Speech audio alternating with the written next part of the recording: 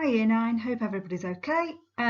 Just going to do a little bit of work on upper and lower bounds and also truncation. I think those are the things that you've struggled with a little bit on your latest little test. So just a quick starter here. Length of a line is 63 centimetres, correct to the nearest centimetre, write down the least possible length of the line and write down the greatest possible length of the line. So key to it here is it says to the nearest centimetre. So if it says to the nearest centimetre, you know that you're going to half that value. So we're looking at 0.5 of a centimetre. Add it on, will give you your upper bound, and take it off will give you your lower bound. Okay, so if we take it off to begin with to get our least bound, we will get 62.5, and if we add it on to our 63, we'll get 63.5. Moving on to problems then. So the most basic one you usually come across is the perimeter problem. So it tells us a field is in the shape of a rectangle. The width of the field is 32 metres measured to the nearest metre. Work out the upper bound for the width of the field.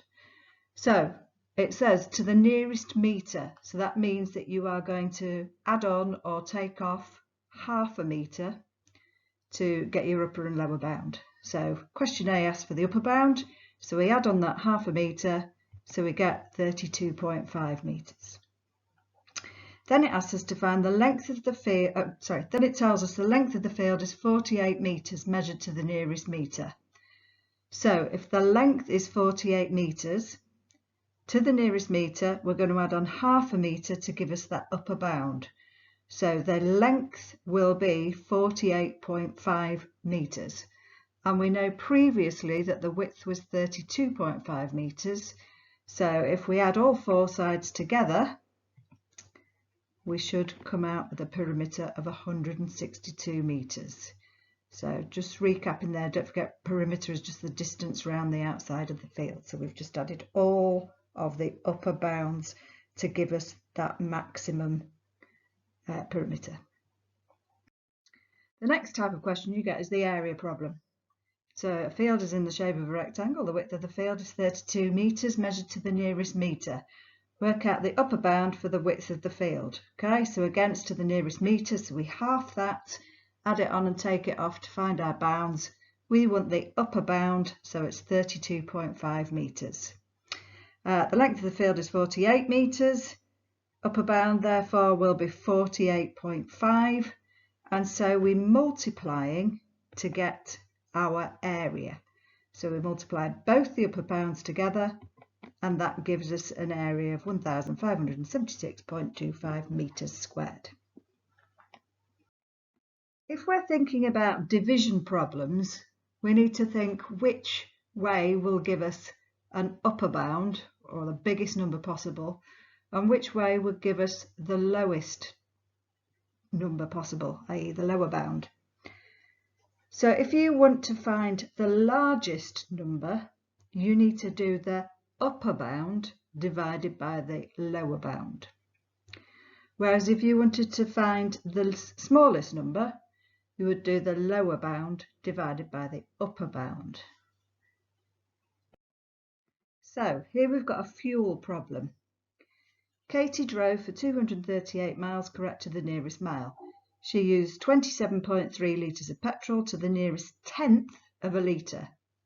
So it tells us petrol consumption is the number of miles travelled divided by the number of litres of petrol used.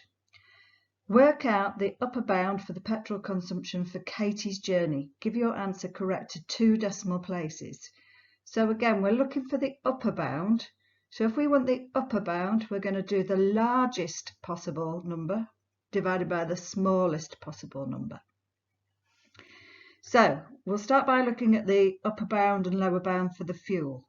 So the fuel is 27.3 litres of petrol to the nearest tenth. So if you think of a tenth as 0.1, and we're going to half that, which is 0.05, add it on, take it off to give us our upper lower bounds. So we add on 0.05 because it's 27.35. We take off 0.05 and that'll give us 27.25. For the upper and lower bound for the mileage, well, it says it's to the nearest mile. So we half that, so that's just going to give us half a mile. Add it on, gives us 238.5. Take it off, 237.5. So if we use these to get our upper bound for the petrol consumption, that means we've got to use the largest one divided by the smallest one. So our number of miles travelled is 238.5, and we divide it by the smaller number, which is 27.25, and that will give us 8.75. And that gives us our upper bound because it's a bigger number divided by the smaller number. And if we go back to the question, it says give your answer correct to 2 decimal places. So we round it up and we get 8.75 to 2 decimal places. Similarly, you get questions that involve division and speed. So this one says Asma runs 22 kilometres correct to the nearest kilometre.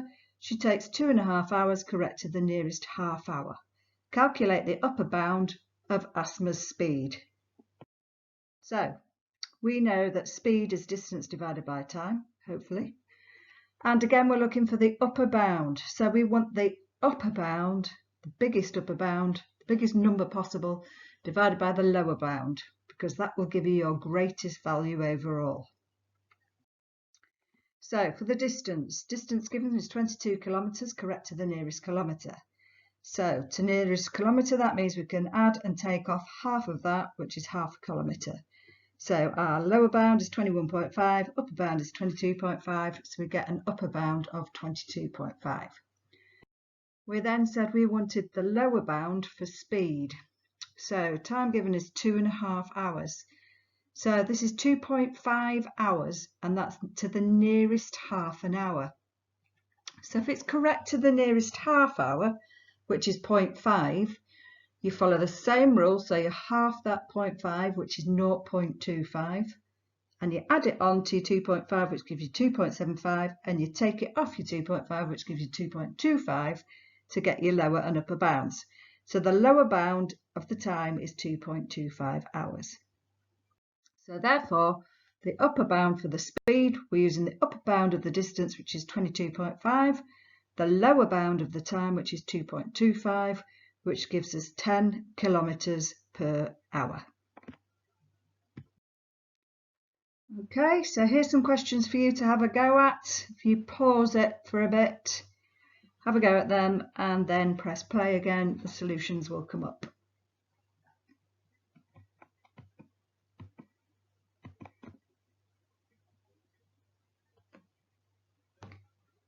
So again, lowest possible for question A, we've just multiplied the 2 lower bounds together to give you that lower bound. For question B, we wanted the highest value, so again you're going to use both upper bounds. For question C, we want the lowest value possible. We're doing division. If you want the lowest possible value, you're doing the lower bound divided by the upper bound of the second number. And for D, we're doing subtraction. We want the highest possible, so you're doing the largest number, take away the smallest number. That is the way to get your biggest number. So the other thing that we came across was truncation. We just need to do a little bit more practice on that. This is a strange one because we've always told you to round using decimal places and significant figures, but for truncation we literally just chop it off. So truncation is a way to approximate a number without rounding. So the question says truncate 3.14159265 to 4 decimal places. So we should know that the decimal places are 0.1415, so that takes us to 4 decimal places, and then you literally just get rid of the rest. Okay, we don't need to round, we literally just take it off. Example 2 says truncate 782.9 to the whole number. So draw your line if you need to. Whole number is 782. and you don't have to put your decimal point. So if we look at this one, 423.28135 to 4 decimal places will just become 423.2813. Just chop the 5 off. 3123.21 to 1 decimal place. Well, the 1 decimal place will be the 2, so we just chop that 1 off. 123.601 to the whole number. Again, just chop everything off afterwards.